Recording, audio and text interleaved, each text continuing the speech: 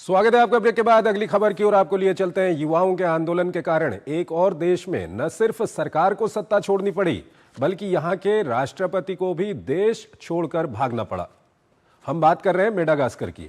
यहां सेना और अर्धसैनिक बल भी आंदोलनरत युवाओं के समर्थन में आ गए। राष्ट्रपति ने अपनी कुर्सी बचाने की खूब कोशिश की, लेकिन वो भी सफल नहीं हो पाए। आइए आपको इससे जुड़ी एक खबर दिखाते हैं और फिर इस पर अपने विशेषज्ञ मेहमान के साथ चर्चा करेंगे। जेनजी की ऊर्जा ने एक और देश की सरकार को ढा दिया है। पिछले 2 महीनों से जेनजी से टकराते टकराते करीब 16 सालों से सत्ता पर काबिज राष्ट्रपति एंड्री राजोएलिना टूट गए और देश छोड़कर फरार हो गए। ये देश है हिंद महासागर में अफ्रीका के पूर्वी तट के पास स्थित मेडागास्कर। विपक्षी दल के नेता ने सीनेट को जानकारी दी कि राष्ट्रपति देश छोड़कर भाग गए हैं। दावा किया जा रहा है कि वे फ्रांसीसी सेना के जहाज में रवाना हुए। हालांकि ये किसी को नहीं मालूम है कि वे कहां हैं, लेकिन जहां भी हैं वहां से उन्होंने राष्ट्रपति के आधिकारिक फेसबुक पेज पर संसद को भंग करने का ऐलान कर दिया। हालांकि देश में आंदोलन पिछले महीने सितंबर से चल रहा है, लेकिन रविवार को इसमें अचानक बड़ा मोड़ तब आ गया जब लंबे समय से उनकी सहयोगी रही सेना की स्पेशल यूनिट कैप्सैट ने अपनी वफादारी बदलकर जनता के साथ खड़ी हो गई। इसी यूनिट ने 2009 में तख्ता पलट के दौरान राजोएलिना को सत्ता तक पहुंचाया था। सैनिकों ने साफ कह दिया कि वे अब प्रदर्शनकारियों पर गोलियां नहीं चलाएंगे। इसके तुरंत बाद यूनिट ने नए सेना प्रमुख की भी घोषणा कर दी। एक तरह से सरकार को अपने हाथों में ले लिया। राष्ट्रपति ने इसे तख्ता पलट बताया। हालांकि कैप्सैट का कहना है कि जो कुछ भी होगा जनता की मर्जी से होगा। इसके बाद अर्धसैनिक बल, जेंडीमेरी और पुलिस भी सेना और जनता के साथ में खड़ी हो गई। लेकिन राष्ट्रपति ने अपने पद से इस्तीफा देने से इनकार करते हुए मेडागास्कर को नष्ट नहीं होने देने का संकल्प दोहराया। इस आश्वासन के बावजूद स्थिति तेजी से उनके हाथ से फिसलती गई, जिसको देखते हुए उन्होंने संसद भंग कर हालात को और खराब कर दिया। संसद में नेता प्रतिपक्ष ने राष्ट्रपति के कदम को गैर कानूनी बताया। मेडागास्कर में 25 सितंबर को जेनजी प्रदर्शनकारियों ने पानी और बिजली कटौती को लेकर विरोध प्रदर्शन शुरू किया था। इसमें 22 लोग मारे गए थे और दर्जनों घायल हुए थे। इससे देश भर में नाराजगी बढ़ गई। इन प्रदर्शनों में ट्रेड यूनियन भी शामिल हो गए, जिसके कारण कई बड़े शहरों में रात का कर्फ्यू लगा दिया गया। इस विद्रोह को प्रेरित करने वाले जेनजी प्रदर्शनकारियों ने इंटरनेट के माध्यम से लामबंदी की और अपने आंदोलन को नाम दिया जेनजी मर्डर मूवमेंट। देश की औसत आयु 20 वर्ष से भी कम है, यानी ये एक बहुत ही युवा देश है। लेकिन इस युवा आबादी के बावजूद लगभग 3/4 लोग अब भी गरीबी में जीवन बिता रहे हैं। मेडागास्कर 1960 तक फ्रांस का उपनिवेश था। आजादी मिलने के बाद से ही लोकतांत्रिक संस्थाएं काफी कमजोर रही हैं। 4 बार तख्ता पलट हो चुका है। मेडागास्कर में भारतीय मूल के लोगों की एक छोटी लेकिन खास आबादी रहती है, जो 19वीं सदी में व्यापारियों के रूप में वहां पहुंची थी।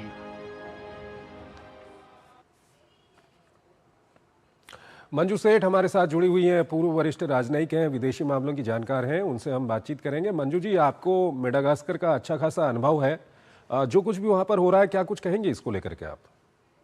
ये बिल्कुल एक आई थिंक ये कल्मिनेशन है बहुत सालों का, जो वहाँ पे स्थिति ऐसी बिगड़ती चली गई है।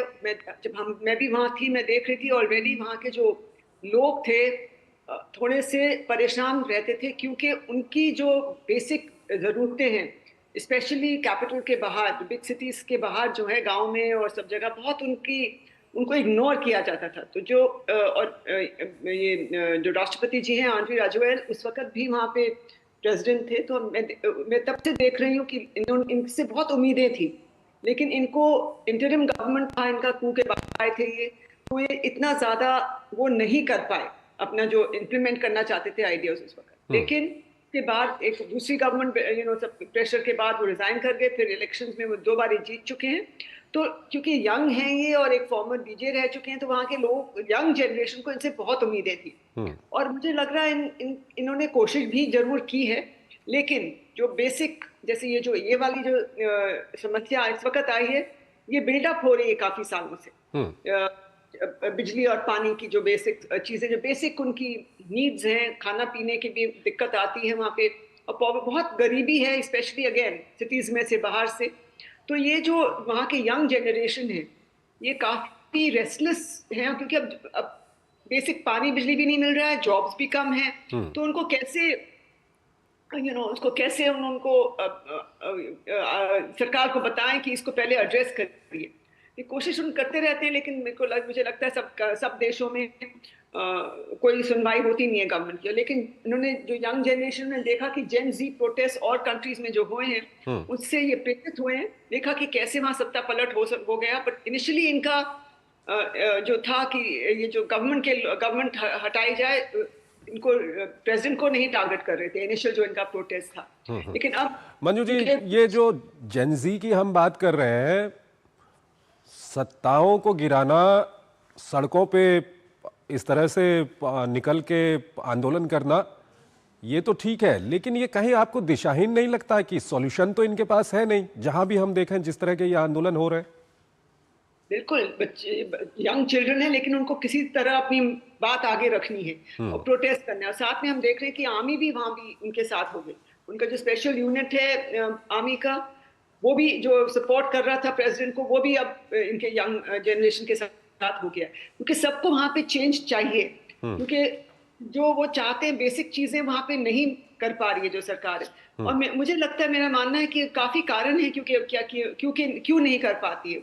क्योंकि वहां पे जो इतने रिसोर्स रिच कंट्री है, तो सारी जो फ्रांस भी वहां पे एक्टिव है, सारी कंट्रीज, वेस्टर्न कंट्रीज भी और चीन भी, और अफ्रीकन यूनियन का भी कोशिश रहती है कि इनको थोड़ा इन्फ्लुएंस करे। बट उनके अफ्रीकन यूनियन का इतना ज्यादा बोलबाला नहीं है वहां पे, दबदबा नहीं है। लेकिन सारी यूरोपियन कंट्रीज का, और यूएस और फ्रांस का और यूएस भी वहां पे एक्टिव है।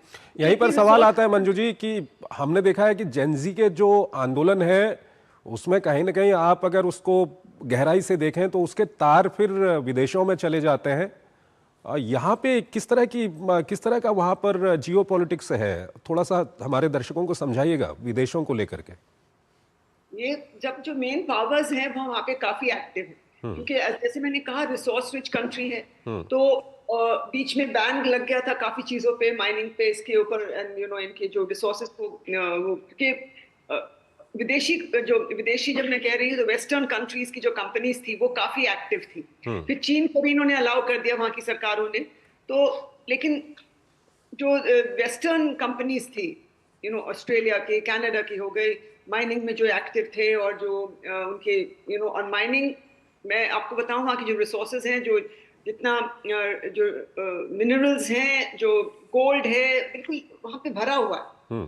और बहुत मिनरल्स हैं, बहुत ही जो इम्पोर्टेंट, ये जो रेयर अर्थ जिसको भी कहा जाता है, सब बहुत बहुत वहां पे है उनके पास, खाने भरी हुई हैं। लेकिन वो सब आई थिंक सब ने अपना अपना एक एरिया ले लिया है सब कंपनीज ने, और किसी और को उसके आसपास आने जाते हैं, और सरकारों को भी नहीं देखने देते। और चीन खासकर, जहां तक मुझे याद है और जो मुझे बताया भी गया, कि उनका फंक्शनिंग ऑफ कोर्स एक डिफरेंट स्टाइल का ही होता है सब जगह, तो वहां पे भी उन्होंने वैसा ही किया है, जो आई थिंक वेस्टर्न कंपनीज को पसंद नहीं आए, क्योंकि बहुत रिसोर्सेज वो क्वाइटली सरकारों के साथ मिलके, क्योंकि उनका this is the way they function, सरकारों के साथ मिलके अपना रिसोर्सेज और माइनिंग और जो भी है, जैसे हम देख रहे हैं हमारे नेबरहुड में भी, वो अपना देखते हैं बेनिफिट, और क्यों ना देखें, हर कंट्री अपना बेनिफिट देखती है।